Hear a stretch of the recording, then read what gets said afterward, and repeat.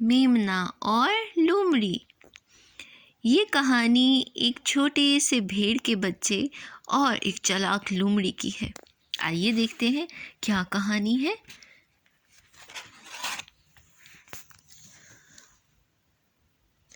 मौसम पुरबहार था।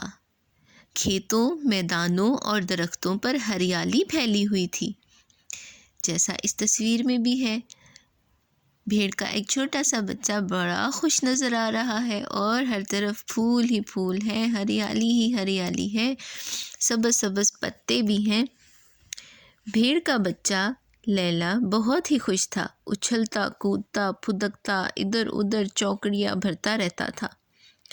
उसका जी चाहता था कि वो बाड़े से निकलकर दूर तक कलांचे भरता हुआ निकल जाए, आज़ादी के साथ खेले भागे।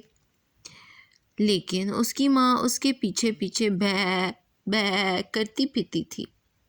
लैला, ज़्यादा दूर ना जाओ, बाड़े के करीब ही रहो। इसके जवाब में वो सिर्फ बा बा बा पुकारता और दूर भाग जाता। फिर क्या हुआ, ये देखें, यहाँ इसकी मामा भी नज़र आ रही हैं और वो अपनी मामा के साथ खड़ा होकर बातें कर रहा है। एक सुहानी सुबह लैला खुशी खुशी खेल कूद रहा था।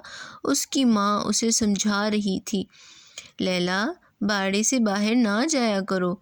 किसी दिन बहुत दूर निकल गए ना तो ढूंढना मुश्किल हो जाएगा। मक्कार बूढ़ी लोमड़ी के हत्थे ना चढ़ जाना, वो बहुत जालिम है, उससे बचते रहना।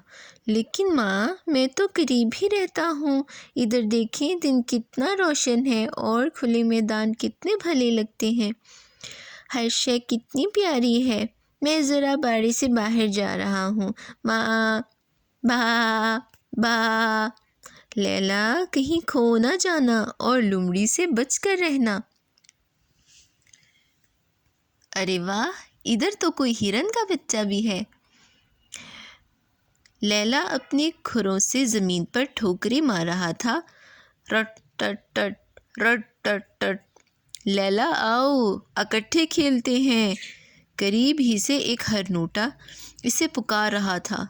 लेकिन मैं बाड़े से ज़्यादा दूर नहीं जाऊंगा। बच्चे ना बनो, हरनोटे ने ललकारा, और मेरी मम्मी तो दूर जाने से नहीं रोकती मुझे। हरनोटे की शय पर लैला बाड़े से बाहर आ गया। फिर देर तक दोनों खेतों, मैदानों, झाड़ियों और पौधों में उछलते कूदते भागते और आँख मचोली खेलते रहे। फिज़ाएं, हवाएं और सारा माहौल लैला को बहुत प्यारा लग रहा था। खेल कूद में सूरज ढल गया और अंधेरा भी छाने लगा। परिंदे भी अपने घरों को जाने लगे। ये देखें, यहाँ पर एक हरनोटा है और एक मेमना है, भेड़ का प्यारा सा छोटा सा मासूम बच्चा, जो अपनी मामा की बातें भूलकर दूसरों की बातों में आ गया। ये बेवकूफ़ बच्चा यहाँ क्या कर रहा है? रात गए अकेला और परेशान, मक्कार लोमड़ी ने दिल ही दिल में कहा। किसी दूसरे जानवर की आहट सुनकर लैला लोमड़ी के करीब जाकर कमज़ोर सी आवाज़ में बोला, मुझे मम्मी तक पहुँचा दें, मुझे बहुत डर लग रहा है। लोमड़ी ने मक्कारी भरी हमदर्दी करते हुए जवाब दिया, वाह, तुम इतने परेशान पड़े हो, आओ तुम्हें मैं तुम्हारी अम्मी तक पहुँचा देता हूँ, चलो मेरे साथ आओ। नन्हे मियाँ, तुम्हारा नाम क्या है?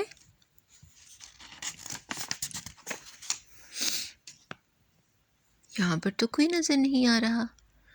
ओह, वो यहाँ बैठे हैं। ये उसको कहाँ ले आया है?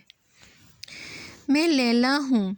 घबराओ नहीं प्यारे लैला, मेरे साथ चलो मम्मी के पास। आप तो बहुत अच्छी हैं। आप कौन हैं? मैं तुम्हारी खाला लोमड़ी हूँ। आए, अब हम घर चलते हैं। फिर दोनों एक तरफ चलने लगे। हालांकि उसकी मामा ने उसको मना किया था कि लोमड़ी बहुत चालाक है, उसके चाल में मत आ जाना, लेकिन वो अपनी मामा की ये बात भी भूल गया।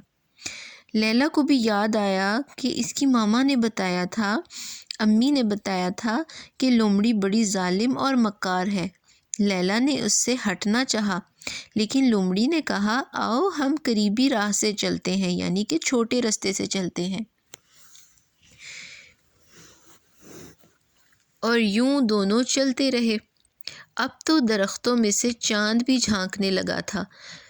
اوہ اتنی رات ہو گئی تھی، پیڑ بوٹوں کے سائے بھیانک اور ڈراؤنے لگ رہے تھے۔ ہم بہت دور نکل آئے ہیں، شاید ہم کھو گئے ہیں، ہرنوٹے نے فکر مندی سے کہا۔ پھر اس نے اپنی امی کو پکارا تو قریب ہی اس کی ہرنی ماں نے جواب دیا۔ ہرنوٹا جلدی سے بھاگ کر اپنی ماں کی گود میں چلا گیا، لیکن بیچارہ لیلا بھاں بھاں ماں کرتا رہ گیا۔ تنہائی کے خوف سے وہ سکڑنے اور سمٹنے لگا۔